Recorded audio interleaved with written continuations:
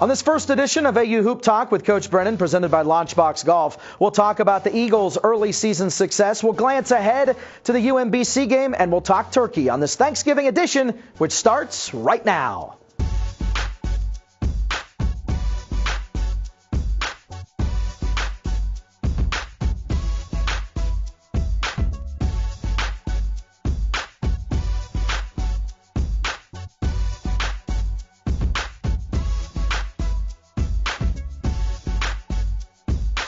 Welcome into AU Hoop Talk with Coach Brennan, presented by Launchbox Golf. And Coach, jumping into another season, nice to be back. New show, new season. How do you feel? I feel really good. Yeah, I mean, the guys had a terrific off season, a really good fall, good preseason. So I feel good about the team. What did you do in the off season other than just watch film and kind of come up with this? Did you go on vacation at all? I guess. Went on vacation. Yeah, my wife and I went on a safari. Actually, went to South Africa. Oh, nice. Did a safari in Cape Town. So that was an awesome trip. What was your favorite animal that you got to see in its natural habitat?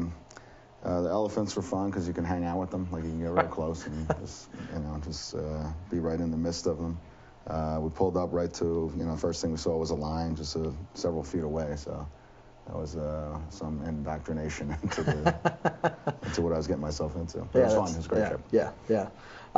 When you take a look at this season and, few games in now, leading into the season, how did you feel about this team versus where you left off last year and their growth? I mean, I felt good, but it's hard, it's hard to go through an entire summer and preseason, being optimistic until you actually play those, for those first couple scrimmages and first few games where you actually, you sort of it's validation for what we were thinking. But the guys, it was a hard year for them last year. They were just young and worn down and injuries and everything, but they kept getting better. They fought through it. They had great practices. So having with the addition of YY now and Mark Esperini being back, our two freshmen are contributing a lot. I mean, our practices have sort of remained as intense, but they've made a jump just because of the physicality and the ability of the new guys. How good a feeling is that for you as a coach, coming off, as you said, the tough season a year ago, and to see the guys and their stick-to-itiveness and their focus to want to get better, to know they have the skill to be better, and now to start to see the fruits of that labor? Yeah, well, I was just so happy for them on that first win at Mason. Just because it's stuff that we've been sort of talking about and repeating over and over and over. But just to have them have, a tangible result and a win, and the difference between winning and losing, and all the effort they put into it, was worth it at that moment. Now, Saeed Nelson in that game was able to come away with 24 points, and I know it's something that we've talked about before the show in the few games and the few practices that I've been to, just his leadership and how he's grown that component of his game, both on and off the floor, the leadership-wise. What have you seen from him, and what sort of turned it on for him? I don't know exactly. I mean, I think just normal growth is what turned it on. I mean, we were asking so much of him as a freshman and throughout his sophomore year, which, it's a lot to put on a kid's plate that early. But, he's obviously a dynamic player and very capable. But, once the season ended, once he got some rest last year, and he seemed like determined to sort of make a jump and make sure that the team made a jump in our spring workouts. It's paying off. Obviously, you see all of his offensive numbers, but what he's doing defensively, not just guarding, some of the better players on the other team, but off the ball, rebounding, getting steals, helping. It's just sort of, off the charts what he's able to do, because he's out there the entire game. And we need him to do so much offensively. So for him to have the energy to, to impact the game on both ends of the court is probably the biggest jump he's made. And I guess as the depth of the roster sort of starts to spring through, you're able to rest Saeed a little bit here and there. How much does that speak to the work that they've put in, and I guess especially to Stacey Becton's component and how well he's played here early on, that he can sort of navigate the floor if and when Saeed takes a few minutes? Yeah, no, it's been great. I mean, Stacey's worked really hard, and he's made a big jump, from the freshman to the sophomore year. Worked hard throughout the summer, and he's given me the confidence to sort of put him in sort of take Saeed out and give Saeed a blow for a few minutes. Probably the most I've rested Saeed, in the first few games, than I have all year, in the first 2 years. And everyone else is contributing too. So we're getting production, from Mark, from YY, from Sam, from everybody. So it makes it a little easier to say, okay, let's give Saeed a blow here, right before a TV timeout or something like that. What's the biggest part of Stacey's game that you've seen grow? His aggression. I mean, he's talented. He's very talented, knows how to play, understands the game, has very good instincts. And he's worked on his shooting. His shooting is way more consistent. But overall, it's his aggression, on offense and defense that has taken the biggest jump, and we need that from him. Let's talk about, real quick, and it doesn't have to actually be real quick, but the bigs and the fact that you have YY Yildirim back on the floor for the first time in years, which is a great story, as well as Mark Gasparini back after he really wasn't able to play last year due to the concussion issues, and just the size that you have that you're able to work with. Yeah, I mean, just being able to throw it into the post to those two, and they're a threat. I mean, Mark's giving us points in the paint. YY's, will give us points in the paint. Right now he's rebounding, he's battling. So just having that physicality, taking up, the focus of the defense sort of allows for the guys on the perimeter to sort of do a little more too. Get Sam on the perimeter a little more, gets him shooting threes more. So it's been good for everybody. Time for our first timeout here on AU Hoop Talk, and as we continue, we'll take a look at the first few games of the season.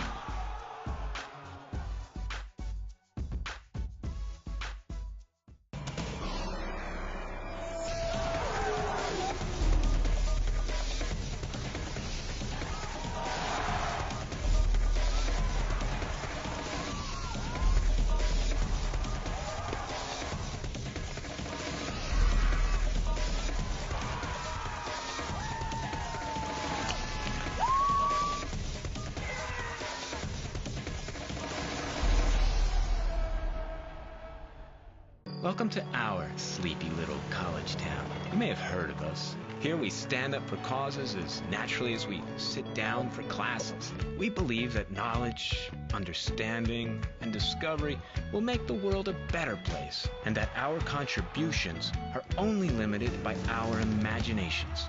Words, medals, and degrees don't make us who we are. Meaningful change does. We are American. And there's nothing we would rather be.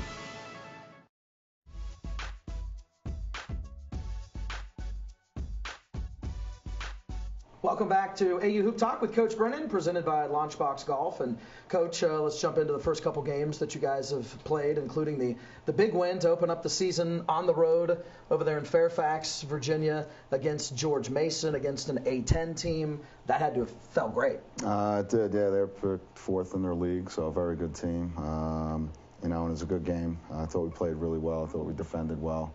I thought we prepared really well for it. I thought the guys, sort of leading up to the game, we had really good practices. They kind of understood what we were trying to do.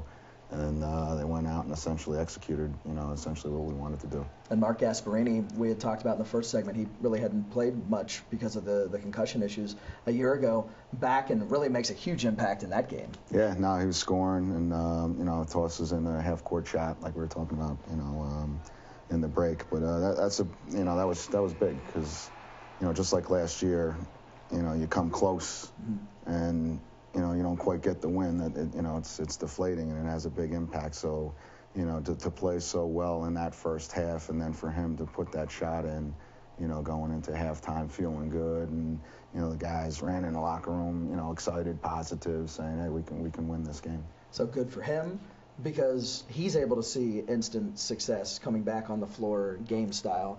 And good for the team as a whole because they're like, wow, look at this against an A10 team. We're really playing well. Yeah, no, I think it was a great confidence booster, and a lot of guys played. That's one thing that I've sort of gotten used to, and we can do it with this team is just sort of subbing guys, very quickly, and getting used to that, giving guys opportunity and feeling good about them, producing and giving you something positive when they're out there. In that game, Saeed also got to his 1,000th career point.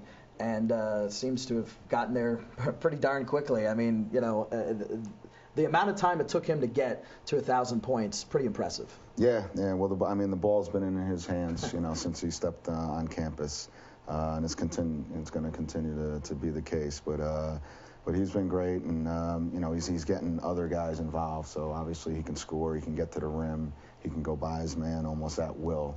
But the fact that he's now using his ability to sort of get other people involved and get other guys shots, I think is it's important for us, to have a collective effort in order to continue to win. Now from there, you guys had a chance to go to Chicago, I guess just technically outside Chicago, to play Northwestern.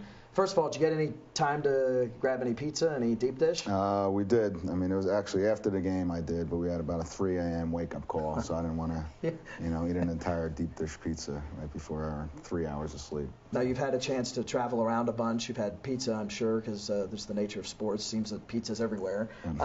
So you've had pizza all around the country, for that matter, probably all around the world. How do you put Chicago on that list? I guess maybe especially Chicago versus New York, or is there a place that you think, when I go there, I got to get the pie? I wish I didn't have the 3 a.m. wake-up call, because I probably would have ate the whole pie that I had in Chicago, because it was good. But I'm, East Coast guy. The best pizza is actually in North Jersey, in Elizabeth, New Jersey. There's a place called Spirito's restaurant that has, the best pizza. So I'm a little biased. Okay, well, that works. That's fine. So. You can be. I see Nick shaking his head over there, and he's like, "You're Nick almost, Guerrero, you got to cross the river," is what Nick's saying. About the game against Northwestern, you guys came up a little bit short, but again, played well, and especially on the defensive side of things, which I know really makes you happy. We competed the whole game. Saeed actually started to cramp up a little bit, and he was out for a stretch that, sort of, hurt us a little bit late in the second half. But we were in it essentially for the whole game. Defending. I thought, they missed a lot of shots I think that they normally make. We said that we were going to, live with Pardon sort of maybe scoring inside. We wanted to take away the threes, and we did the first part. He scored, but we didn't do the second part. Vic Law got off a little bit. But overall, it was a good effort, and, made me feel good about, moving forward. Mm-hmm. Then you came home here to Bender Arena here on campus of American University, had the home opener against New Hampshire, and really just dominated that game. And again, from the buy-in perspective as far as the players go, that had to have felt good for them and for you as a coach to just see things working. Yeah, everyone contributed. New Hampshire's sort of in the same boat that we were last year, young, beat up a little bit right now, but for us to play so well, come out and play so well in that first half, it was a good feeling. You had everybody. I looked at the sort of box score at halftime, and everyone had a few points, everyone had a few rebounds. Everyone was sort of getting in the mix and getting involved. How important is it to get everyone into the game, to get everyone some minutes, just so that they can see where what they're doing in practice can translate and that you're noticing? Yeah, well, it is important because game minutes are so different than anything that the guys can do in practice. So to get them opportunities to be out there and play, and then be able to watch tape with them, moving forward, it'll just give me the confidence to put them in a game when the score is a little tighter. And as far as shooting goes, you guys shot, I think it was 56% in that game. Just shot the house off. Yeah, when we moved the ball, we got the shots that we wanted. And again, it's whoever is the guy that's open should be the guy taking the shot. And it just speaks to sort of everybody's, confidence in each other and willing to share the ball. And I was glad to sort of get Jesse Little and Matt Simino and Christian and Justin and those guys in the game too, because they've taken a huge jump too. They're not out there playing a ton of minutes, but they're a big part of why we're sort of getting better and succeeding in practice every day.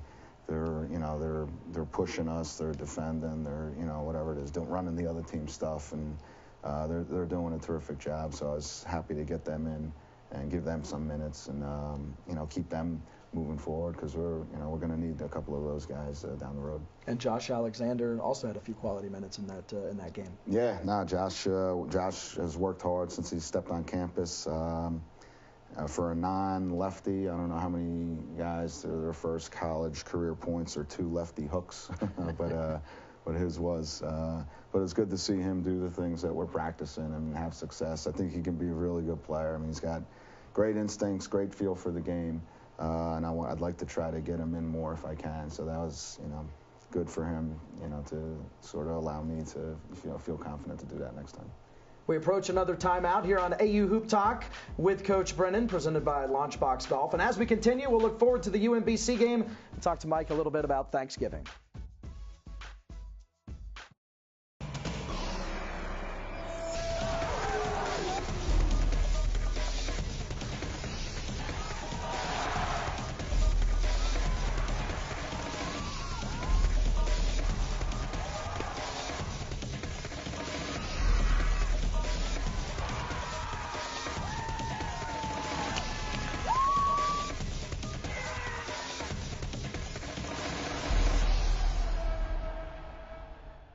Welcome to our sleepy little college town. You may have heard of us. Here we stand up for causes as naturally as we sit down for classes. We believe that knowledge, understanding, and discovery will make the world a better place, and that our contributions are only limited by our imaginations. Words, medals, and degrees don't make us who we are. Meaningful change does. We are American. And there's nothing we would rather be.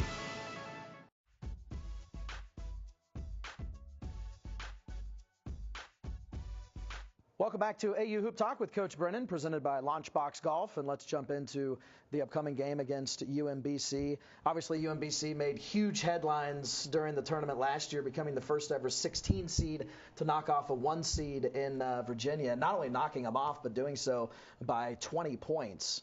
First of all, what did you think when you saw that? I mean, obviously surprised because UVA is so good. But I'd gotten to know Ryan. Odom, through Jeff Jones. We worked, both worked for Jeff. So I was happy, for Ryan, and wasn't surprised on his end because he's a terrific coach. And they were good. They had really good players, and they went out, they executed, they competed. It just shows the sort of the gap, between all the programs throughout the country, sort of, narrowing. And even this, early in the season, you saw VMI was at Kentucky, and it's a 6-point game with a couple minutes left. So. There are no, bad teams out there. There's a lot of good players, a lot of good programs, a lot of good coaches, a lot of good teams. What does that mean for mid-majors, and what do you attribute that to, the sort of closing of the so-called gap? Yeah, well, it gives you something to shoot for. Loyola Chicago doing what they did. And again, I think that the popularity of the sport and the intensity of the training and the competition, that there's just so many good players out there that you can go out and you can steal some good ones and be able to compete with sort of bigger programs. Have you seen any increase in basketball and in popularity when you're out on the recruiting trail over football because of all the concussion concerns with football and it being such a national story within football? Are you seeing maybe some students move toward basketball at all? I mean, I don't know enough about that. I would say, we had just as many concussions last year, to be honest with you. But I just in general, I know the popularity of the sport is growing just all over the place. We get films and emails and tapes from kids from all over the place, and they look pretty good. You're watching a film for on a kid from New Zealand or Serbia or something. I mean, they're just everywhere, and there's good players everywhere. When you look at UMBC, they lost Jarius Lyles from that team last year that averaged over 20 points a game, but they're still pretty stacked. They are. They're very. They got experience. They're a good offensive team. Just watching them on tape, they move the ball really well. They defend. They compete, and obviously they have the confidence to go in and sort of feel like they can beat anybody. So they're still just as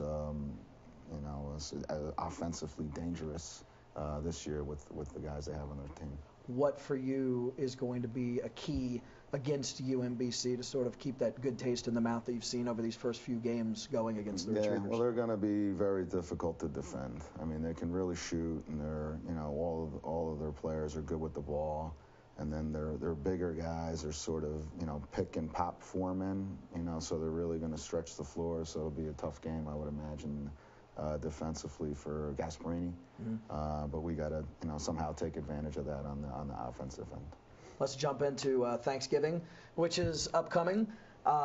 First of all, what are you doing on Thanksgiving? You guys practice, right, on Thanksgiving? We do, yeah. So I'll do the normal, just grill up some grilled cheese sandwiches. Okay, so No, I mean, we usually practice in the morning, try to get the guys out of here. So in the past, they've all gotten together and sort of, ate together as a team, whether it was, they were cooking with some students on campus, or we find a place, in the city to get them all together.